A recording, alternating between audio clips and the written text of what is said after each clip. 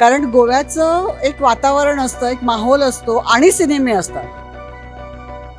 ज्या जगभरात किंवा जिथे कुठे फेस्टिवल्स होतात तिथे जे काही हिकअप्स होतात तेवढेच इथेही होतात, विच इज फाईन. म्हणजे मामी फेस्टिवल झाला मुंबईमध्ये, मी मुंबईची आहे, तर तिथे तो फेस्टिवल खूप चांगला होतो. म्हणजे अप्रतिम सिनेमे तिथे असतात. इफीकडनं खूप जास्त अपेक्षा असतात की तिकडे मोकळेपणाने विषय मांडले जावेत, राजकीय विषय मांडले जावेत. मग ते प्रस्थापित सरकारला प्रो असतील, अँटी असतील, कुठच्याही प्रकारचे असतील, पण त्याच्यावर कुठला अंकुश असू नये असं वाटतं. तर मला वाटतं मामी आणि पुण्याच्या पेक्षा माझ्या अपेक्षा गोव्याकडून खूप जास्ती असतात. गोव्यामध्ये पणजीमध्ये इथे सुरू झाला जेव्हापासून इफी, तेव्हापासून मी इथे येतेय. गेली 20 वर्ष मी इथे येतेय. कारण गोव्याचं एक वातावरण असतं, एक माहोल असतो आणि सिनेमे असतात. तर दोन्ही कॉम्बिनेशन्स खूप कमी बघायला मिळतात, म्हणजे माहोल आणि सिनेमे. पण काही बाबतीत म्हणजे सुरुवातीचा तर काळ म्हणजे भारावल्यासारखंच होतं. ते एवढे सिनेमे बघणं आणि दिवसाला 5-5 सिनेमे बघितले जायचे. पण आता ओव्हर द पिरियड इतर प्लॅटफॉर्म झालेत, OTT प्लॅटफॉर्म्स किंवा काय, तर त्याच्यामुळे एवढं घाईघाईत खूप बघायला हावरटासारखं बघणं होत नाही आता. एक दिवसाला 3 किंवा जास्तीत जास्त 4 सिनेमे बघितले जातात. पण एक गोष्ट मला अशी जाणवली आहे की इथल्या ऑर्गनायझेशनबद्दल मला फार काही तक्रारी नाही आहेत. म्हणजे ज्या जगभरात किंवा जिथे कुठे फेस्टिवल्स होतात तिथे जे काही हिकअप्स होतात तेवढेच इथेही होतात, विच इज फाईन. म्हणजे सगळं 100% सुरळीत झालं असं कुठेच होत नाही. तर ऑर्गनायझेशनल लेवलवर काही प्रॉब्लेम्स असतील तर आय कॅन अंडरस्टँड दॅट. पण क्वालिटेटिव्ह जे डिग्रेडेशन झालं आहे ना, त्याच्याबद्दल थोडंसं वाईट वाटतं. म्हणजे पूर्वी खूप वेगवेगळ्या प्रकारचे सिनेमे, वेगवेगळ्या संस्कृती, आता देशातले वेगवेगळे सिनेमे येतात, नाही असं नाही, जगभरातले सिनेमे इथे येतात. पण तरीसुद्धा कुठेतरी त्याचा दर्जा किंचित कमी झाला आहे असं वाटू लागलं आहे.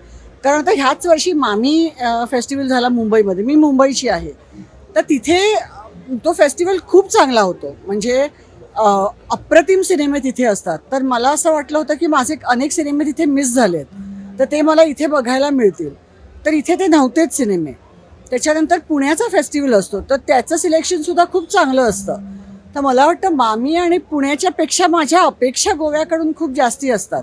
कारण तो भारताचा फिल्म फेस्टिवल आहे. म्हणजे पुण्याचा हा महाराष्ट्राचा आहे, मामी हा खाजगी असेल पण मुंबईचा आहे.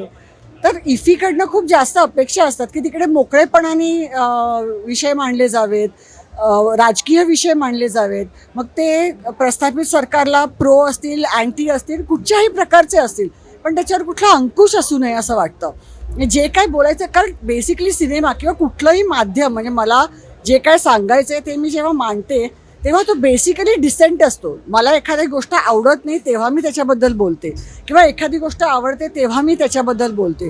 तर ते दोन्ही इथे यायला पाहिजे. जर मला एकाच पद्धतीचे सिनेमे बघायला मिळाले तर मला कंटाळा येईल. म्हणजे फिल्म क्रिटिक म्हणून मला असं वाटतं की मला जितके वेगवेगळ्या प्रकारचे, वेगवेगळे विषय मांडणारे, वेगवेगळे व्ह्यूज दाखवणारे, बेसिकली नुसते विषय नाही पण वेगवेगळे मतप्रदर्शन करणारी जे सिनेमे बघायला मिळाले ना, तर मला खूप आवडेल. आणि मला वाटतं कुठच्याही फिल्म व्ह्युअरची तीच अपेक्षा असणार की जितके, आणि मग मला ठरवू दे ना काय बरोबर काय नाही, ते ह्या लोकांनी, म्हणजे इतर कोणी कशाला ठरवायचं. जितके वेगवेगळ्या प्रकारचे मतप्रदर्शन होतील, सिनेमातून मांडणी होईल, तितकं चांगलं आहे असं माझं मत आहे. आणखीन एक छोटीशी गोष्ट जी ऑर्गनायझेशन लेवलवर मला जाणवते ती म्हणजे मी आता बर्लिनालेला गेले आहे, रॉटरडॅमला गेले आहे, कानला गेली आहे. आपल्या भारतातल्या काही फेस्टिवल्समध्ये केरळा असेल, बँगलोर असेल, तिथे मी ज्युरी म्हणून गेलेली आहे फिप्रेसीची, म्हणजे जी आमची फिल्म क्रिटिक्सची एक इंटरनॅशनल संस्था आहे त्याची मेंबर म्हणून गेलेली आहे.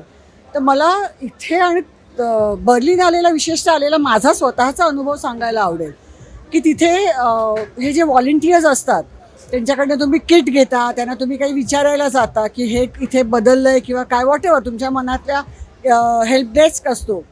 तर मला तिथे ना अनेकदा असं व्हायचं की मी काहीतरी विचारायला जायचे आणि तिथे बसलेली मुलगी किंवा मुलगा, तरुण मुलं, सगळीकडे ही तरुण मुलंच असतात व्हॉलेंटियर्स म्हणून जे काम करतात ते, ती मुलगी मला विचारायची की are you going to watch this film at 5 o'clock? आणि मी म्हणायचे no, I don't know anything about it. ती म्हणायची no, go and watch it, it's a beautiful film. ह्याचा अर्थ तिथे बसलेली माणसं ही सिनेमाच्या क्षेत्रातली, सिनेमा आवडीने बघणारी मुलं असतात. इथे कसं होतं, इथे येतात मुलं, तुम्ही अनाऊन्समेंट करता, watch this beautiful film and masterpiece, आणि वेगवेगळे अशक्य विशेषणं, सुपरलेटिव्समध्ये विशेषणं वापरता आणि ते माईक ठेवता आणि निघून जाता.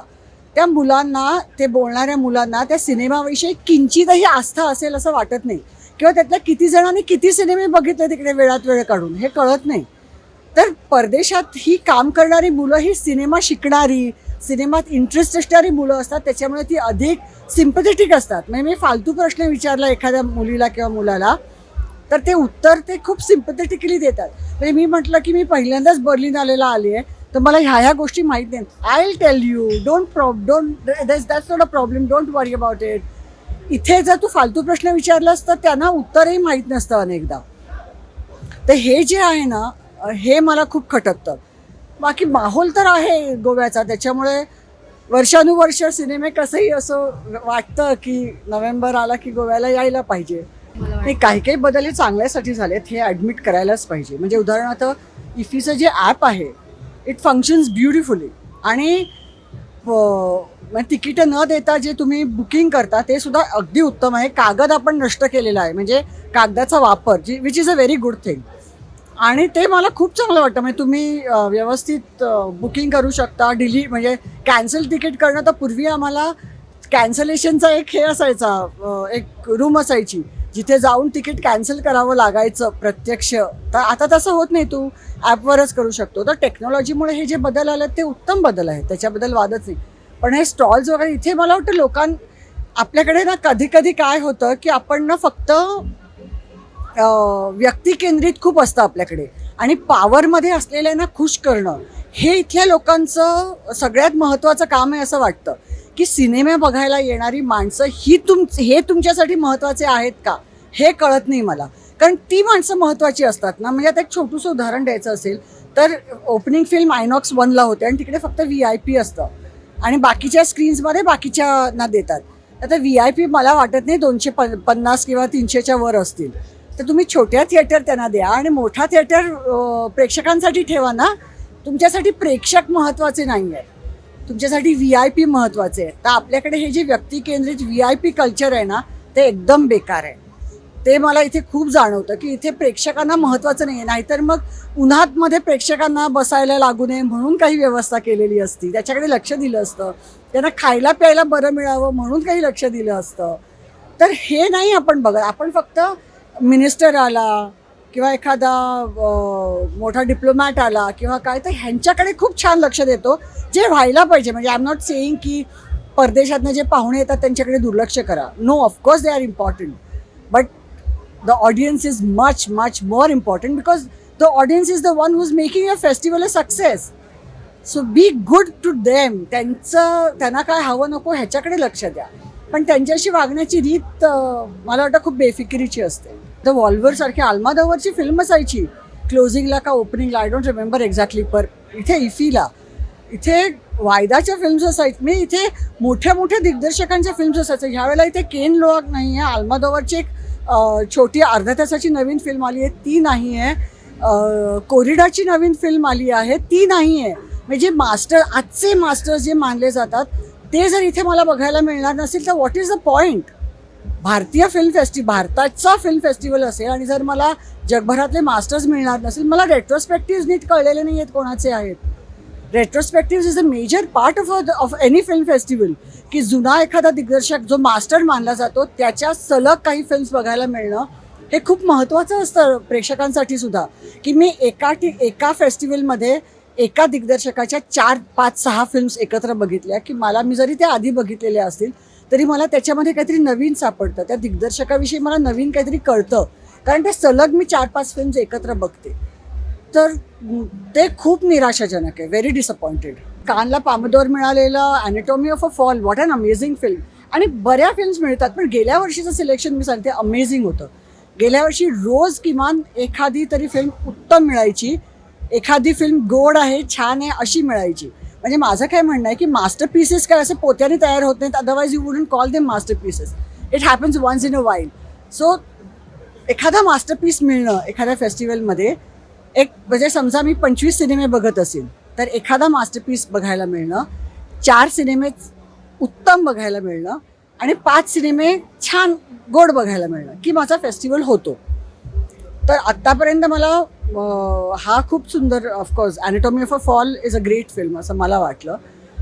आणि बाकी गोड फिल्म्स मला 2-3 मिळाल्या आहेत, पण असं भारावून जायला हवं. जसं गेल्या वर्षी जाफर पनाईची नो बेस बघून बाहेर आल्यावर असं वाटलं oh my God what a film. असं अजून झालं नाही आहे मला. म्हणजे मला ज्या फिल्म्स लागल्यात, ज्या ऑलरेडी हिट झाल्या आहेत, त्या इथे का असाव्यात हा प्रश्न आहे माझ्यासारख्या बाईला, की का, why they have been release in film, they are on OTT, so anybody can watch them, so why are they here. त्यांच्याऐवजी जर आपण ज्या एरवी बघायला मिळत नाही असे सिनेमे घेतले तर ते जास्त चांगलं होईल ना. आणि ह्याच्यामध्ये पॉलिटिकल निवड आहे हे तर अगदी खूपच ऑब्व्हियस आहे. म्हणजे इतकं ब्रेझनली केलं जातं आहे ना, दॅट इज व्हेरी वरिंग. म्हणजे मला झाकायची गरज नाही आहे की मला अशाच प्रकारच्या फिल्म्स हव्यात, हे मला झाकूनही ठेवायची गरज नाही. मी बिंदास सांगते, तुम्ही काय सांगता, मला ह्याच फिल्म्स दाखवायच्यात. मला केरळ फाईल्स दाखवायचीच आहे, मला कंटारा दाखवायचीच आहे, मला वॅक्सिन वॉर दाखवायचीच आहे. तर हे खूप ब्रेझनली होतं and that is very worrying. खूपच काळजीचं लक्षण आहे ते असं मला वाटतं. माझं तर असं म्हणणं आहे एकूणच, म्हणजे मी सिनेमा बघते म्हणजे मी काही फक्त वर्ल्ड सिनेमा नाही बघत, मी कमर्शियल सिनेमा बघते, मी चांगला सिनेमा बघते, मी वाईट सिनेमा बघते, मी सिनेमा बघते आणि तो प्रत्येक सिनेमा मला काहीतरी देतो. त्याच्यामुळे ह्या नवीन जे फिल्ममेकर्स आहेत त्यांना 100% इथून काहीतरी मिळणार, त्याच्याबद्दल वादच नाही. म्हणजे वाईट सिनेमांमधूनही काहीतरी मिळणार, चांगल्या सिनेमांमधूनही काहीतरी मिळणार. They will definitely take back something. म्हणजे असं नाही की माझी झोळी रिकामी राहील. That will never happen with any festival, good bad ugly any festival, it will never happen. कोणाला तरी काहीतरी मिळणार आणि त्याने प्लॅटफॉर्मसुद्धा मिळतो ना, ते महत्त्वाचं आहे. इफीमध्ये माझा सिनेमा दाखवला गेला हे केवढं मोठं आहे त्यांच्यासाठी. OTT is an important part of our, it's an integral part, it has become an integral part of our lives now. म्हणजे OTT शिवाय मी जगू शकणार नाही आत्ता. म्हणजे माझ्याकडे नेटफ्लिक्स आहे, माझ्याकडे मूवी आहे, माझ्याकडे प्राईम आहे, माझ्याकडे हॉटस्टार आहे, माझ्याकडे ZEE5 आहे, जिओ आहे. मला पाहिजे सगळं. म्हणजे असं आहे का की मी रोज प्रत्येक बघीन नाही, पण I need to have it. म्हणजे as a film critic I need to have it. पण सर्वसामान्य लोकांनाही एंटरटेनमेंटचं ते एक साधन झालेलं आहे. म्हणजे तरीसुद्धा आपण ओपनहायमरसारखा सिनेमा थिएटरमध्ये जाऊनच बघतो, पण OTT is become an integral part of it.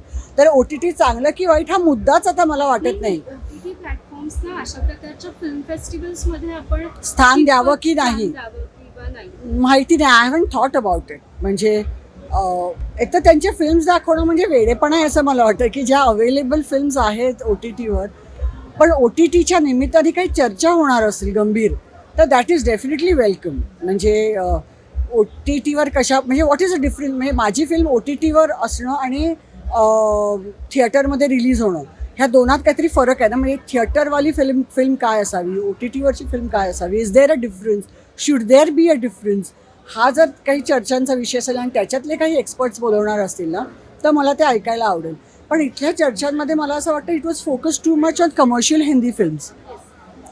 So should it really focus, म्हणजे should the festival focus on this, I don't know. कारण फेस्टिवलला येणारा पब्लिक हा कमर्शियल हिंदी फिल्म्सचा पब्लिक असतोच असं नाही. कारण इथे येणारा पब्लिक हा बेसिकली, इथे येणारे प्रेक्षक हे त्यांना काहीतरी वेगळं बघायला मिळावं. जगात काय चाललं आहे सिनेमाच्या क्षेत्रात, जगातले दिग्दर्शक काय म्हणू पाहतायत, कुठच्या पद्धतीने म्हणू पाहतायत. अनेकदा हल्ली नॅरेटिव्ज नसतात सिनेमांमध्ये.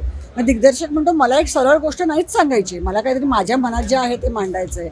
ते काय आहे हे सगळं बघायला लोक येतात, प्रेक्षक जे फिल्म फेस्टिवलला येतात. म्हणजे त्यांचा माइंडसेट तो असतो. मी थिएटरमध्ये जाते एखादी कमर्शियल फिल्म बघायला, तेव्हा माझा माइंडसेट वेगळा असतो. मी त्याच्याकडनं अपेक्षा वेगळ्या असतात, फेस्टिवलकडनं माझ्या अपेक्षा वेगळ्या असतात. तर त्या पूर्ण व्हायला पाहिजेत असं वाटतं मला.